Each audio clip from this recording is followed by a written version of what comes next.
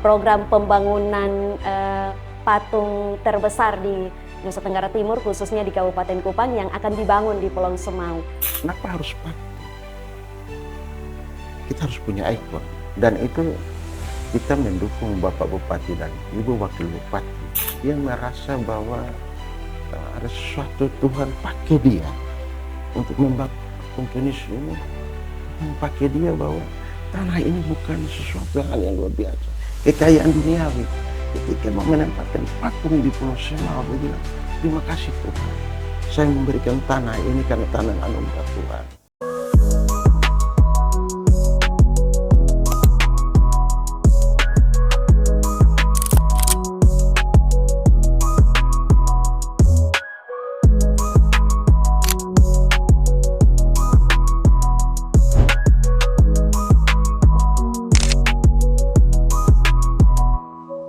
Shalom, salve, assalamualaikum warahmatullahi wabarakatuh. Om Swastiastu, Namo Buddhaya, salam kebajikan dan salam sejahtera untuk kita semua. Halo sahabat podcast, kembali lagi dengan saya Niki Hedewata dalam podcast Kabupaten Kupang Emas, Pelopor Menuju Perubahan. Dan pada episode kali ini kita akan membahas tentang indahnya pariwisata di Kabupaten Kupang. Dan sudah hadir di studio bersama saya Bapak Kepala Dinas Pariwisata Kabupaten Kupang, Bapak Martin Timate. Selamat datang Bapak. Salam jumpa menurut podcast Kabupaten Kupang. Iya Bapak. Bagaimana kabarnya hari ini Bapak? Meskipun cuacanya kurang bersahabat tapi Bapak tetap selalu semangat ya Pak ya? Hari ini sehat selalu, salam pariwisata. Iya, luar biasa. Bapak, kami mau mengucapkan profisiat karena Bapak sudah dilantik menjadi Kepala Dinas Pariwisata di bulan Desember 2025 yang lalu. Semoga di tangan Bapak, pariwisata di Kabupaten Kupang bisa dinikmati oleh masyarakat luas, Bapak. Sobat Podcast, Kabupaten Kupang merupakan salah satu kabupaten di wilayah Provinsi Nusa Tenggara Timur yang tentunya memiliki kekayaan alam serta pariwisata yang begitu besar. Dan tentunya tidak hanya memiliki wisata bahari, savana, dan laut, tapi Kabupaten Kupang juga kaya akan budaya yang luar biasa. Dan tentunya Bapak Kadis Pariwisata, apa potensi pariwisata yang ada di Kabupaten Kupang yang membuat Kabupaten Kupang itu berbeda dengan kabupaten lainnya? Silakan Bapak. Terima kasih Kakak Niki dan semua pemirsa di rumah. Terima kasih atas doa dan dukungannya sebagai Kadis Pariwisata. Memang saya dilantik Desember. Dan ini merupakan tanggung jawab besar bagi saya untuk membangun pariwisata di Kabupaten Kupang. Betul sekali Bapak. Terkait dengan seberapa indah Kabupaten Kupang sesuai dengan tema kita hari ini, Kabupaten Kupang itu sangat indah. Dia ibarat permata yang begitu indah, yang akan disukai banyak orang. Kita tahu bahwa Kabupaten Kupang itu merupakan harmoni wisata antara laut, antara pegunungan, pesisir, hutan, perbukitan, dan juga adalah langit yang sangat indah karena kita di Kabupaten Kupang belum terkontaminasi oleh asap-asap yang membuat langit kita cukup sangat terbuka kalau kita pandang. Sehingga saya bilang bahwa ini harmoni yang sangat luar biasa. Begitu Kakak Niki, dan ada hal lain lagi selain begitu indahnya Kabupaten Kupang, kita mempunyai keragaman budaya. Kita ada budaya Timur, budaya Helong, budaya Rote, budaya Sabu, dan berbagai budaya yang ada di Kabupaten Kupang. Kita memiliki tarian yang bagus. Kita memiliki kuliner dari berbagai budaya. Itu semua dikolaborasi menjadi suatu kekayaan pariwisata di Kabupaten Kupang yang sangat indah, yang saya bilang permata itu tadi. Begitu Kakak. Bapak, kira-kira dalam semua potensi pariwisata yang ada di Kabupaten Kupang ini, apa yang menurut Dinas Pariwisata yang merupakan program utama untuk membangun pariwisata di Kabupaten Kupang? Dilihat secara kompleks dan menyeluruh. Eh, ada kekuatan bahari dan pesisir, ada kekuatan savana dan perbukitan, ada pegunungan, ada air terjun, ada gua, ada kekuatan budaya dan kerajinan, ada kuliner, dan ada wisata sejarah.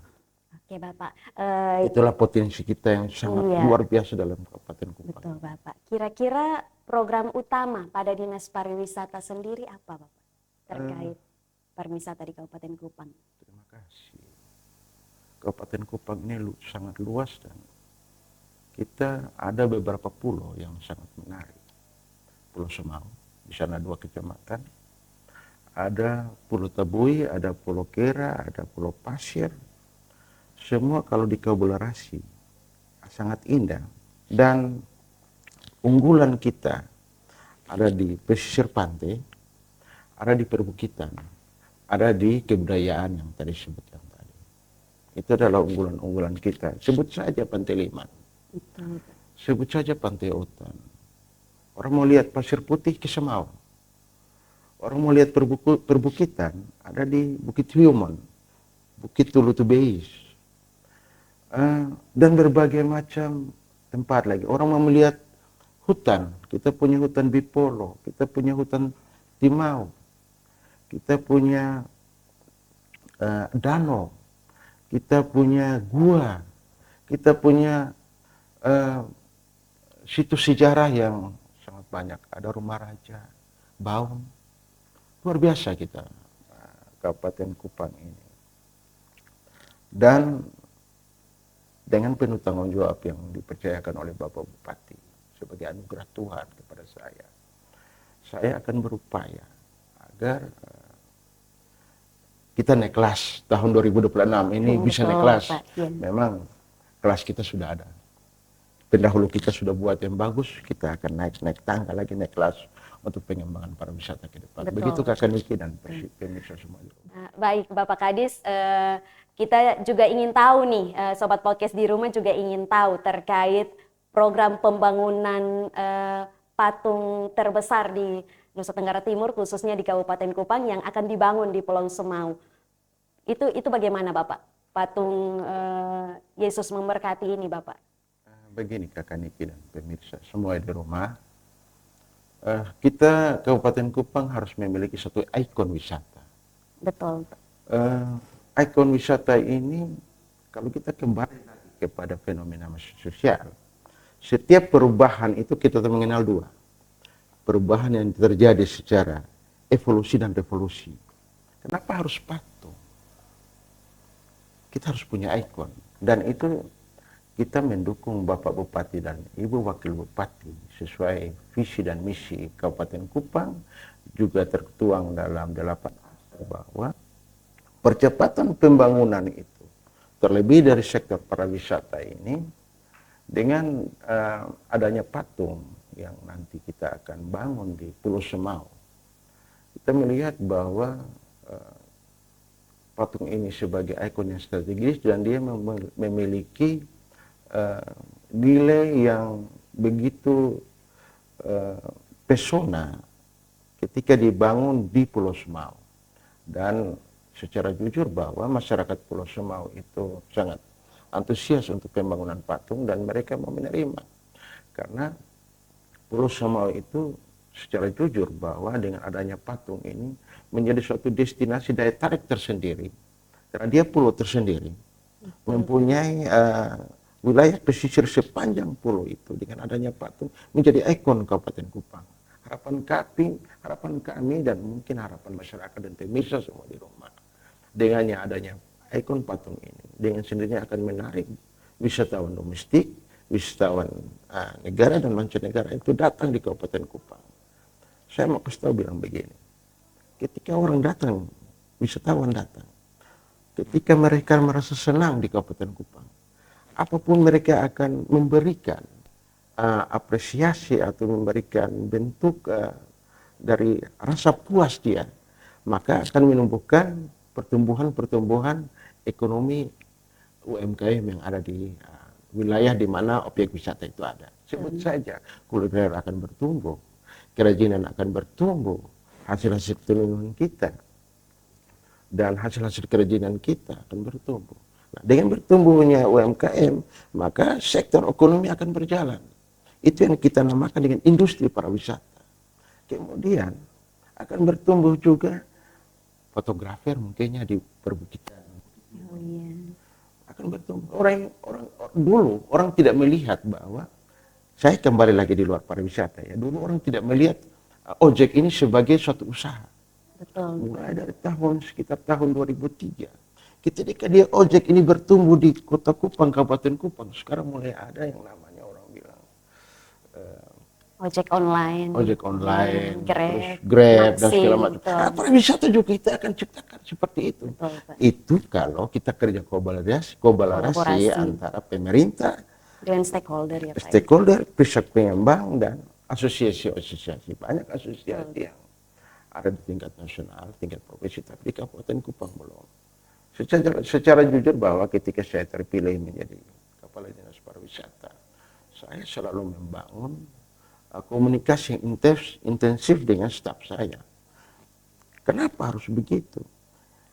Kita sebagai pelaku pariwisata di Kabupaten Kupang, Dinas Pariwisata harus mengerti, paham benar apa itu pariwisata, apa itu objek wisata, apa itu destinasi wisata, apa dampak dari pariwisata bila kita mengembangkan ini. Dulu di Wiasa, orang kenal Pulau Semau atau kenal Kabupaten Kupang itu dari Wiasa. Itu wisatawan Australia banyak ke sana. Terus saya tanya, pernah saya berkunjung ke Wiasa dan saya tanya, dengan adanya wisatawan datang ini, apa yang menjadi sesuatu yang unik di Wiasa ini? Dan Bapak, dulu orang tidak tahu mangga semau itu yang bagaimana. Tapi dengan kunjungan itu, harga mangga semau yang dulu tidak ada menjadi ada sesuatu yang berharga. Orang tidak tahu tenun ikat. Dengan mereka datang, dulu kita hanya tenun untuk kita pakai, tapi karena ada kunjungan wisata, dia mempunyai nilai ekonomis. Betul. Nah, ini yang perlu kita dorong sampai sekarang. Sehingga industri pariwisata itu sangat memungkinkan sekali untuk semua sektor-sektor pertumbuhan ekonomi berjalan dan sektor-sektor UMKM di tingkat masyarakat itu boleh bertumbuh. Baik Bapak Kadis, kira-kira progres pembangunan terkait patung Kristus memberkati ini sudah sampai mana Bapak? Saya mulai dari prosesnya dulu. Prosesnya bahwa itu adalah kesepakatan seluruh masyarakat, seluruh kepala desa, seluruh 2 camat di Kecamatan Semau. Pemangku agama, baik itu agama Kristen dan Katolik, Roma kita hadirkan untuk menyetujui pembangunan patung Tuhan Yesus di Pulau Semau. Penentuan lokasi juga melalui satu forum. Mereka menyepakati bahwa pembangunan patung itu ada di desa Ansisi. Jadi progresnya itu ketika disetujui, ditetapkan tempat, kita menyepakati tempat, kita melakukan pendekatan dengan pemilik lahan, menentukan tanah, dan dia merasa bahwa ada sesuatu Tuhan pakai dia untuk membangun patung Tuhan Yesus ini. Tuhan pakai dia bahwa tanah ini bukan sesuatu hal yang luar biasa, kekayaan duniawi. Ketika mau menempatkan patung di Pulau Semau, dia bilang, terima kasih Tuhan, saya memberikan tanah ini karena tanah anugerah Tuhan, dan dia memberikan itu untuk pembangunan patung. Itu luar biasa. Itu seluas 3 hektar dan pelepasan haknya juga sudah ada. Lokasinya kita sudah di belakang dermaga feri di atas gunung. Lokasi jalannya kita sudah lihat prosesnya sampai dengan saat ini. Dia punya sketnya kita sudah pelepasan hak dan sketnya sudah sampai selanjutnya. Selanjutnya terkait dengan proses pembangunan, kita akan melalui beberapa tahapan penetapan DPA dan tahapan-tahapan secara kajian teknis. Ada PU, ada Badan Lingkungan Hidup, ada akademisi, ada Kementerian Hukum dan HAM. Itu akan kita libatkan semua. Sehingga memang benar patung ini menjawab seluruh tahapan, tidak keluar dari regulasi, dan bekerja dalam pembangunan patung ini benar-benar menjawab kebutuhan para wisata di Kabupaten Kupang, menjawab uh, kebutuhan para wisata di Kabupaten Kupang yang akan menjadi ikon Kabupaten Kupang untuk para wisata. Begitu kira-kira Kakak Niki. Baik Bapak. Bapak terus mungkin sahabat podcast di rumah juga ingin mengetahui upaya-upaya apa yang dilakukan oleh Dinas Pariwisata sendiri untuk mempromosikan pariwisata di Kabupaten Kupang agar bisa menarik domestik maupun masyarakat luas dari internasional. Silakan Bapak. Upaya yang kita lakukan, yang pertama kita melakukan identifikasi objek wisata yang di Kabupaten Kupang. Kita mau keluar, tapi kita harus mengenal diri kita dulu. Kita ada apa? Kemudian kita mendorong masyarakat supaya masyarakat memiliki objek wisata itu. Karena setiap yang berkembang, apa yang dibangun oleh pemerintah itu milik pemerintah. Kita balik sekarang. Dia pun nama pengembangan pariwisata berbasis masyarakat. Okay. Itu yang perlu kita dorong di tahun 2026. Masyarakat harus memiliki pariwisata ini karena dengan adanya objek wisata, dengan adanya kunjungan, maka ekonomi kerakyatan akan bertumbuh. Seperti itu. Kemudian hal yang kita lakukan adalah melalui promosi dan branding wisata. Promosi itu kita perlu mengenalkan kepada dunia luar apa itu objek wisata yang ada di Kabupaten Kupang. Kita harapan kami akan tumbuh youtuber-youtuber muda yang baru.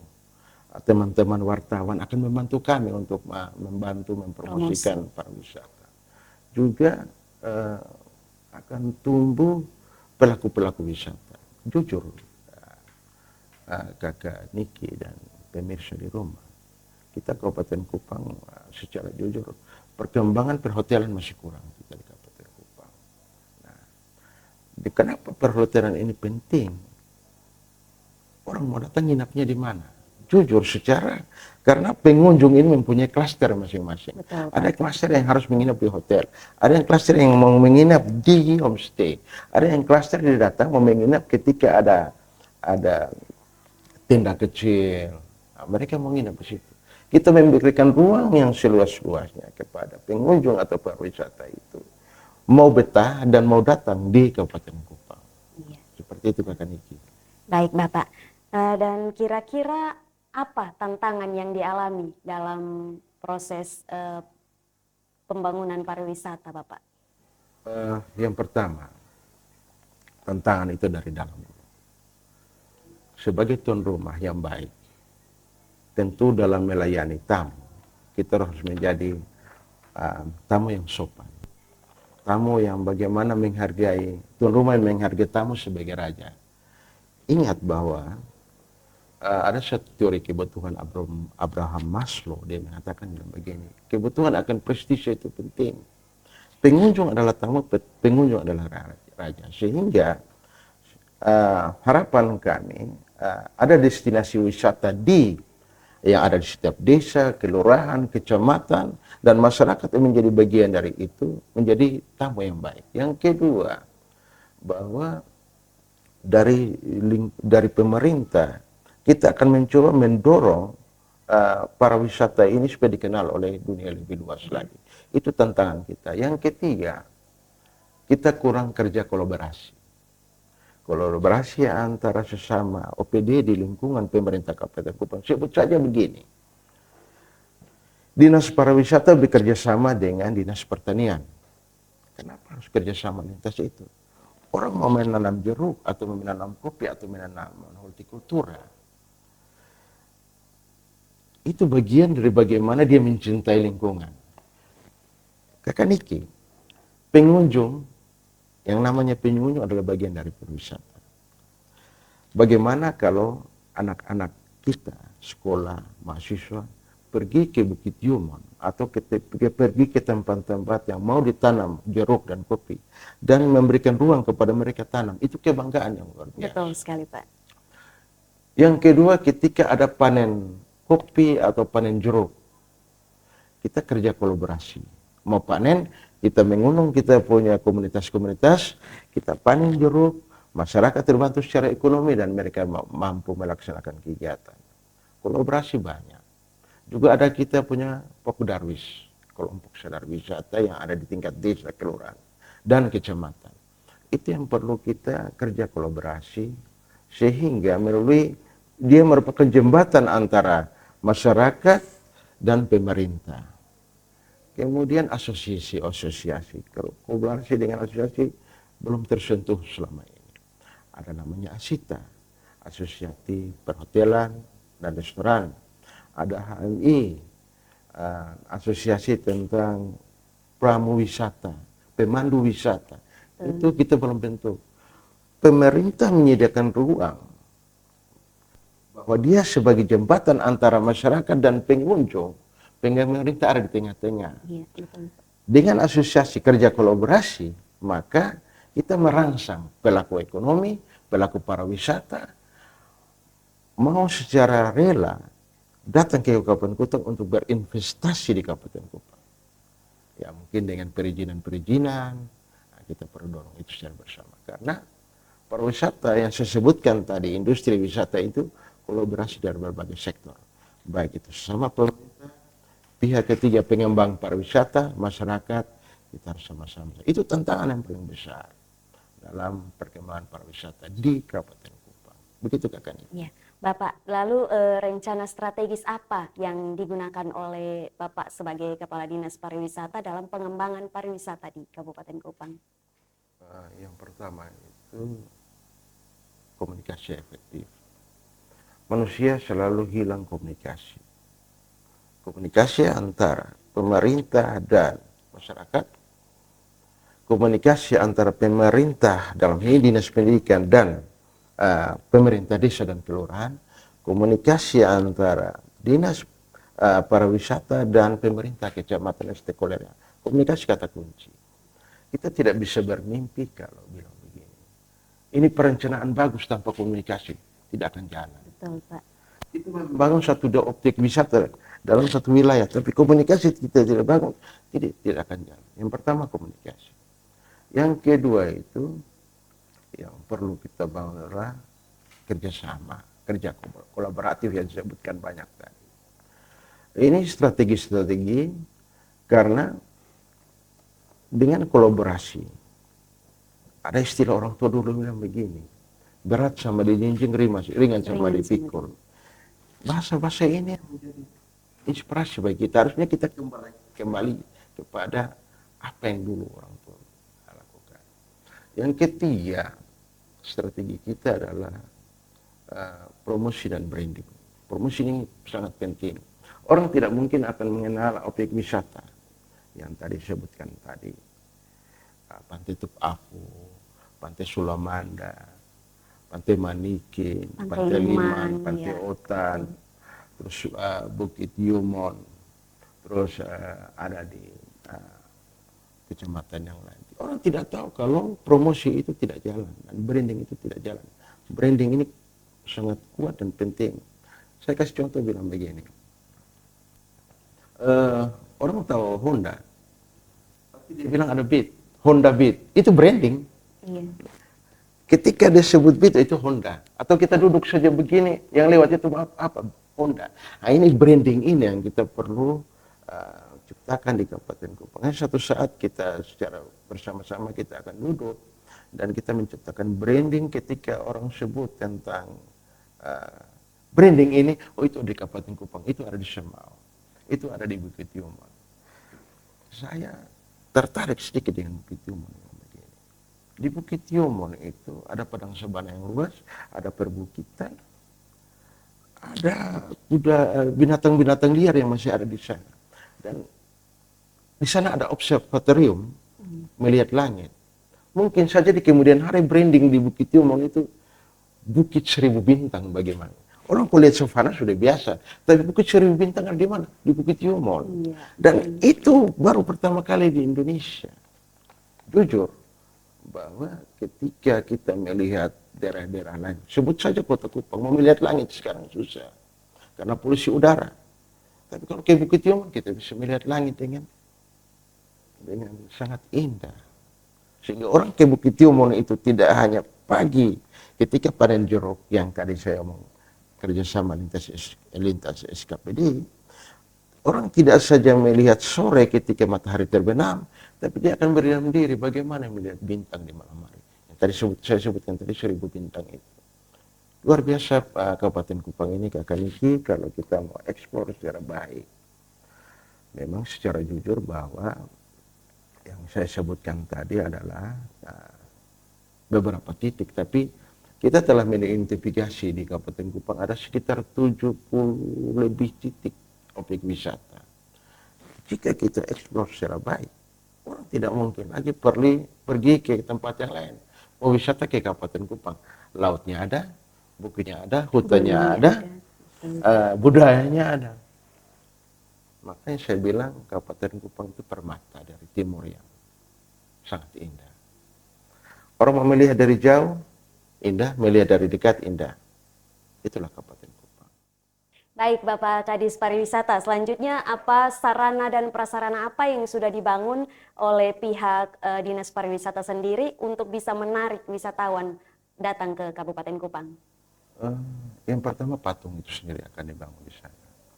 Dan untuk fasilitas itu sendiri, ketika kami membangun dialog dengan pemangku kepentingan di Pulau Semau, mereka menginginkan kalau bisa indah dipandang. Yang kedua fasilitas yang ada aula, ada penginapan, ada kolam renang, ada fasilitas jalan, memudahkan pengunjung ke Pulau Semau. Kemudian karena ini wisatanya rohani, ada ruang khusus untuk aliran kepercayaan tertentu untuk bisa berdoa atau melakukan acara rohani yang khusyuk di tempat itu. Sebut saja aliran-aliran yang lain. Nah, itu yang nanti akan kami siapkan. Ini destinasi rohani. Seperti itu katanya. Baik Bapak, kira-kira pesan dari Bapak Kadis Pariwisata bagi para wisatawan yang akan datang ke wilayah Kabupaten Kupang untuk berwisata, kira-kira seperti apa Bapak? Pesan dan kesan dari Bapak. Terima kasih Kakak Niki, ini pertanyaan yang menggelitik sekali. Pesan saya untuk pengunjung Kabupaten Kupang atau calon pengunjung di Kabupaten Kupang, pesan saya datanglah dan rasakanlah keindahan Kabupaten Kupang. Kami akan menyiapkan objek wisata yang memberikan kenyamanan kepada pengunjung yang datang di Kabupaten Kupang. Dan yang berikut bahwa jadilah kita sebagai tuan rumah, saya memberikan pesan kepada masyarakat di mana objek wisata itu ada, kita sebagai tuan rumah yang baik, sambutlah pengunjung sebagai raja. Seperti itu Kakak Niki. Baik Sobat Podcast yang dimanapun berada, kita tadi sudah mendengar paparan-paparan yang begitu luar biasa dari Bapak Kadis Pariwisata. Dan sebelum kita menutupnya, kita akan mendengarkan closing statement dari Bapak Kadis. Silakan Bapak Kadis Pariwisata. Kakak Niki yang saya hormati dan pemirsa di rumah, pembicaraan hari ini sungguh hangat.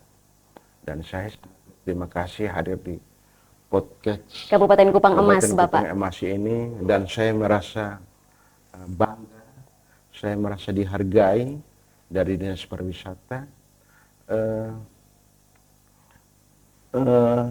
Tahun 2026 adalah tahun perubahan.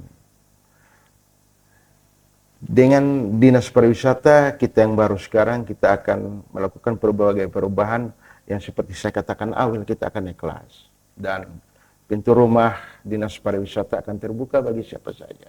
Pengembang pariwisata, stakeholder yang ada, maupun masyarakat yang mau datang untuk berdiskusi, berbincang tentang pariwisata. Kita memberikan pintu rumah dan pintu hati juga terbuka untuk Dinas Pariwisata. Menerima berbagai masukan, menerima berbagai saran. Tentu Kakak Niki dalam suatu perubahan atau suatu pembangunan, kita tidak luput dari kritik, kita tidak luput dari saran masukan. Saya akan menerima, saya atas nama Kepala Dinas Pariwisata Kabupaten Kupang siap menerima masukan dan kritik, dan kalau bisa ada masukan-masukan inovatif untuk perkembangan pariwisata Kabupaten Kupang. Begitu Kakak Niki. Baik, terima kasih Bapak. Closing statement yang begitu luar biasa dari Bapak Kepala Dinas Pariwisata Kabupaten Kupang. Bapak, terima kasih untuk kehadirannya di podcast Kabupaten Kupang Emas. Bapak, selamat melanjutkan aktivitasnya kembali Bapak Terima Kadis. kasih. Sahabat podcast di rumah, demikian podcast kita pada siang hari ini. Sampai jumpa di episode-episode podcast berikutnya di podcast Kabupaten Kupang Emas, pelopor menuju perubahan bersama saya Niki Hedewata dan sampai jumpa.